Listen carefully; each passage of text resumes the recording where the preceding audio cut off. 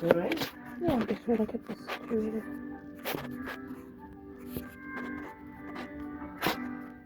Sometimes it takes years, research, planning, and exploration.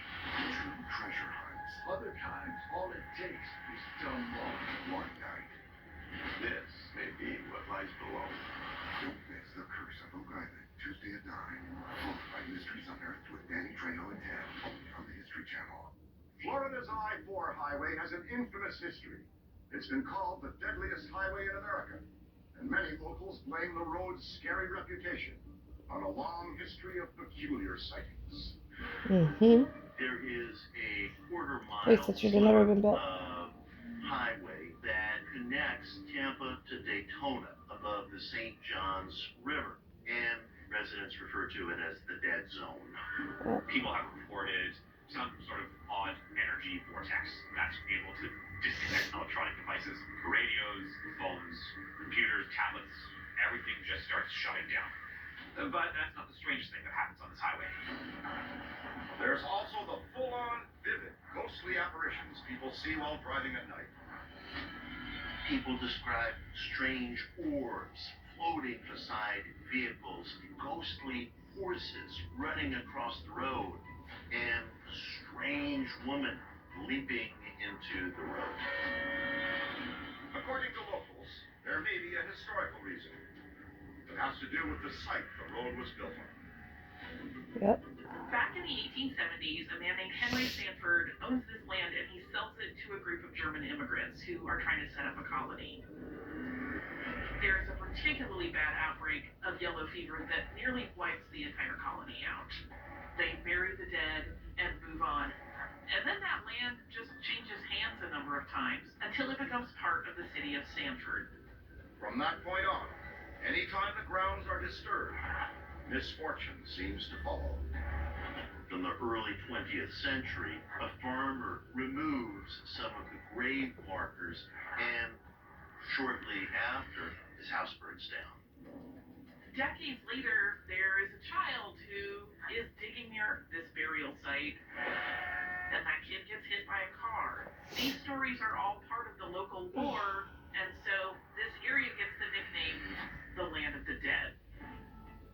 By the 1960s, the state of Florida acquires the land for the building of this highway. The state promises to relocate the buried bodies, but instead just removes most of the headstones and construction begins. Mm-hmm. The day it opens in 1965, That's big Florida's juju. I-4 starts racking up a disturbing death toll.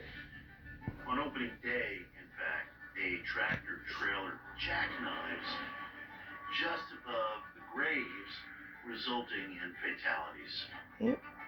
Between 2011 and 2015, 165 people are killed on this little stretch of road, earning it yet another nickname, America's Deadliest Highway.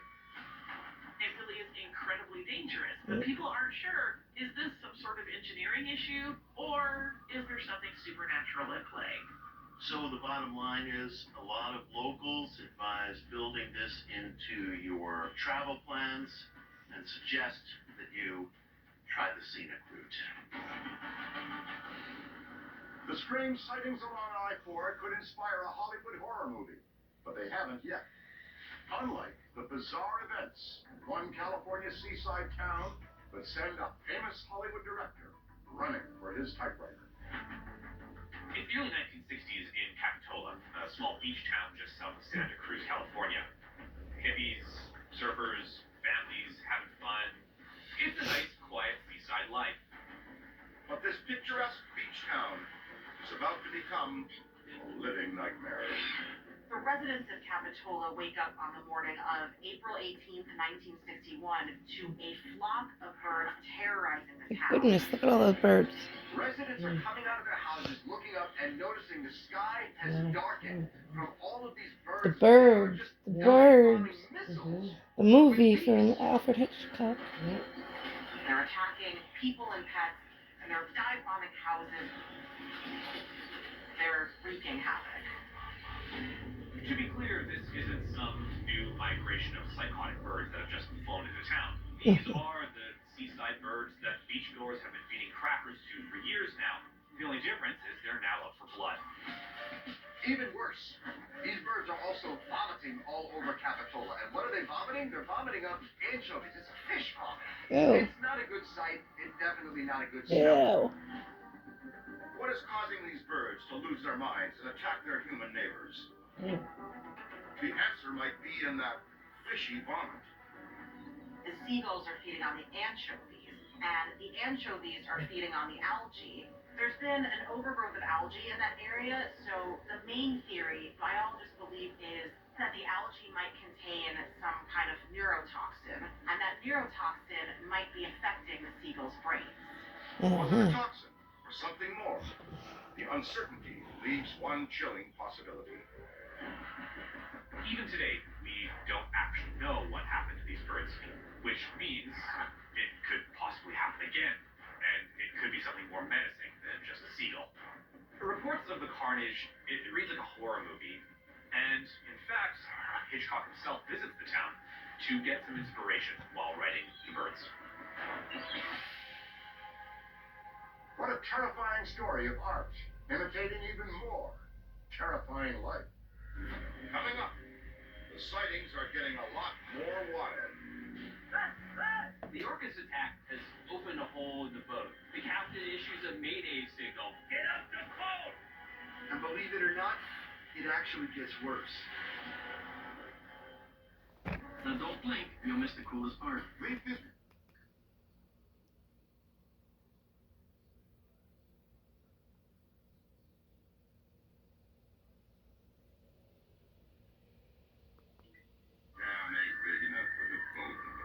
Why choose between advertising that builds your brand or advertising that drives immediate sales? Marketing Architects All-Inclusive TV. Remarkable work and remarkable results. Won't get it better. Since the ancient Greeks and Romans, soldiers have returned from war with tales of strange creatures encountered in battle. But one group of American Marines would insist that whatever attacked them in the Vietnam jungle was no myth. And they have the scars to prove it.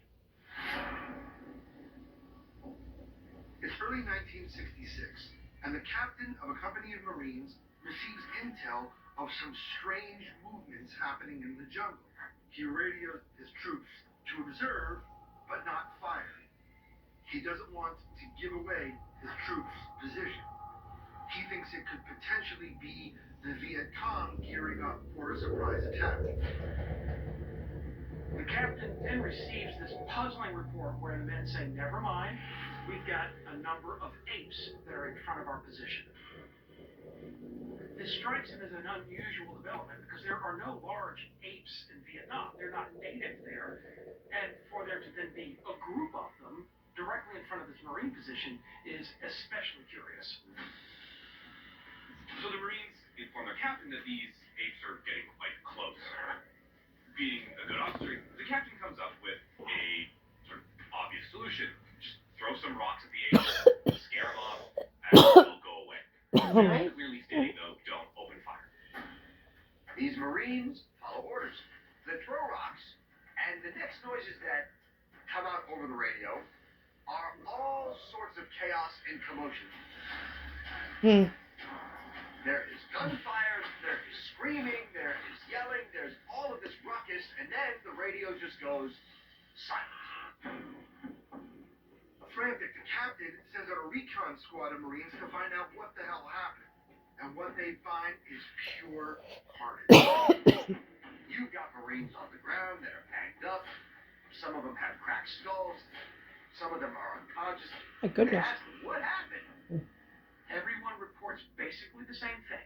That is, they were attacked by a group of 6-foot-tall, orange-haired apes that have really good throwing arms, and some of the men had to engage them in hand-to-hand combat. After the skirmish, no bodies of Vietnamese jungle apes are recovered.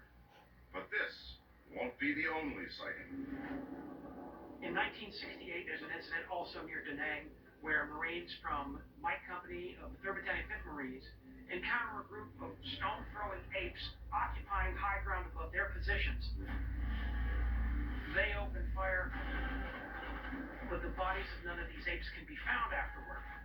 There's just the personal accounts of the Marines who eyewitnessed the incident. The reports become common enough that the stone-hurling primates earn themselves a nickname: rock apes. It's not just the Americans that are having these experiences. We have reports that the Vietnamese also were having similar encounters with these massive apes. They refer to them as Batutu, or jungle people, but the description is the same. Very tall, reddish, brownish fur, aggressive, and there's some speculation that these were maybe orangutans. But the problem is that orangutans haven't lived in Vietnam for 1,000 years. So you've got all of these soldiers talking about these mysterious sightings of these rock-throwing apes, and yet none of them are able to kill any of these apes. No body is ever recovered. So what is left in terms of an explanation? What we end up with is sort of the Vietnam version of the Yeti. What makes it all the more puzzling is the fact that there are so many people that have similar encounters during a compressed period of time. So it's definitely a part of at least the folklore of the Vietnam experience. Who knows? It might even be real. Like the jungle, the ocean has also been home to some unusual encounters. May 2024, Strait of Gibraltar. The 50-foot sailing yacht Albaran Cognac is calmly making way. Out of nowhere, a pod of aggressive orcas bears down on the boat's rudder, grabbing it in their massive jaws and tearing at it. Whoa. Get up the boat! The terrified crew is powerless to fend them off, and then suddenly the rudder breaks off, Jesus. leaving the ship absolutely adrift. And believe it or not, it actually gets worse. Ripping off the rudder has opened a hole in the boat, and the boat is now rapidly taking on water. Oh. The captain issues a mayday signal. The boat is sinking. Unbelievably, this is far from the first attack by a gang of angry orcas. These attacks have happened to more than 500 captains in the last 4 years, and the attacks have continued to grow from the Mediterranean all the way into the North Sea. When the orcas start attacking, both captains and marine biologists are puzzled. They've never seen a behavior like this before. As scientists scramble for answers, one orca might hold the key: White Gladys. She can be spotted by the propeller scars across her back. White Gladys was the first whale known to attack a sailboat. She was pregnant about that same time, so could it be that she was trying to protect her child? What's truly remarkable is that she's now passed this knowledge onto other pods, and it's now becoming whale culture, spreading throughout other pods of whales in a way that scientists really can't comprehend. The Atlantic Orca Working Group has reported an almost 300% rise in attacks from 2020 to 2023. More shocking, however, is the public's reaction. As the stories have become viral, people start rooting for the whales. Now there are orca memes applauding the orcas, saying, "Eat the rich." Literally. I won't say I'm rooting for the orcas, but I can admit to feeling a bit conflicted. Coming up, it's the last thing you expect to see on a relaxing vacation. It's uncommon in Bigfoot videos to have multiple witnesses. A debate begins to form, and some people are saying that this is a hoax, but there's a lot of people on the train seeing the exact same thing.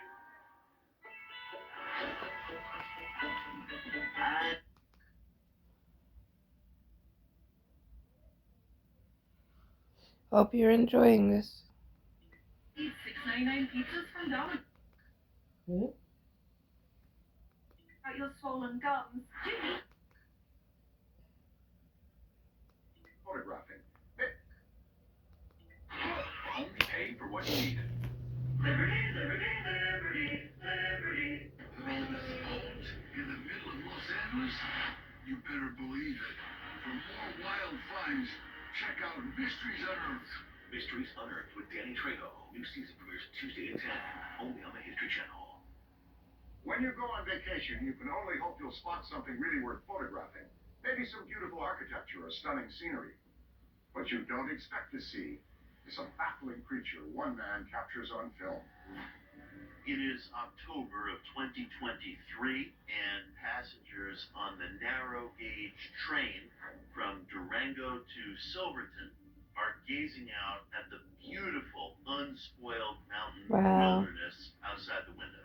Pretty that This is. is an old-time, steam-powered railroad That'd be an that awesome is vacation. intended to recreate the experience of traveling in 1822. One passenger, who only identifies himself as Brandon, is sitting on the train looking out the window, hoping to spot some deer or some other wildlife or just take in the beauty of nature. But then he sees something pretty strange, so he whips out his smartphone. What he captures is no deer. It appears to be a large, hairy, bipedal creature crossing through rough mountain terrain in long strides. Brandon shares his footage with another couple that's on the train with him. They are seeing the exact same thing, and they post it to social media. And then it takes on a life of its own. Suddenly, everyone is talking about this modern-day Bigfoot sighting. Within 48 hours, it's got tens of millions of views. A debate begins to form, and some people are saying that this is a hoax, while others are saying this is an authentic video of a Bigfoot. Now, most Bigfoot footage where it exists is shot by self-proclaimed enthusiasts, which makes the public naturally skeptical. In this case, based on what we know, Brandon wasn't looking for Bigfoot or anything unexpected. He just captured it. Another thing that makes this video interesting is that there's a lot of people on the train seeing the exact same thing. It's not common in Bigfoot videos to have multiple witnesses. Typically, it's one person alone in the wilderness. This is not that. There's a lot of people, and they're all seeing this strange thing walking on this mountain range. It also might not be as random as it seems. Turns out, this isn't the first alleged Bigfoot sighting in the area. In August of 2000, a woman in the nearby San Juan Mountains reports an encounter with two Bigfoot-like figures, and she describes them as having the lighter chestnut-colored hair that you see in Brandon's video. Some skeptics claim the sighting is a marketing ploy by a local business, and the company owners won't confirm or deny it. And as for the cameraman, he wants people to reach their own conclusions. You don't have to be in the remote American wilderness to spot something strange on vacation. If you happen to be a castle-hopping tourist on the West English coast, you might just stumble on a truly unbelievable sight. As Americans, we tend to think of Britain as incredibly charming. Lovely countrysides, rolling farm hills, castles, the monarchy. It's all about class. The historic town of Egremont has some of those stately trappings, but what it's actually famous for is a sight for sore eyes. For about 8 centuries, Egremont has hosted the town crab fair. It's sort of a reverse beauty contest.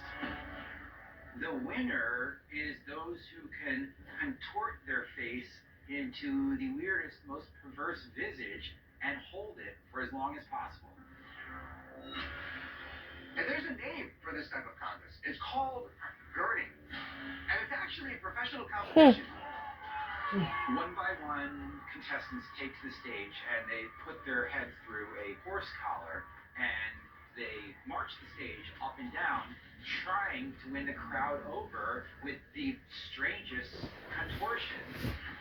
These girders are judged on 3 criteria: how much they can change their face, how long they can hold that pose, and just how ugly that face is.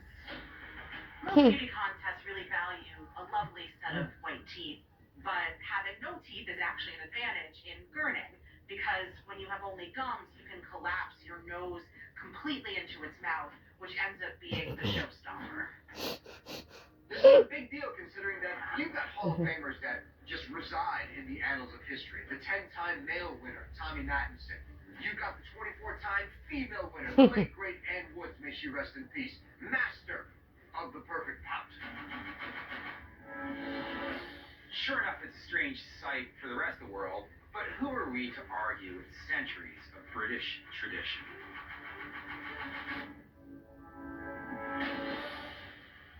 Looks like the British custom of keeping a stiff upper lip goes out the window here. Hope you enjoyed that. To murderous gulls, ghostly highways, to alien invasions. These are the sightings, so strange, they are truly unbelievable. Tonight on The Proof Is Out.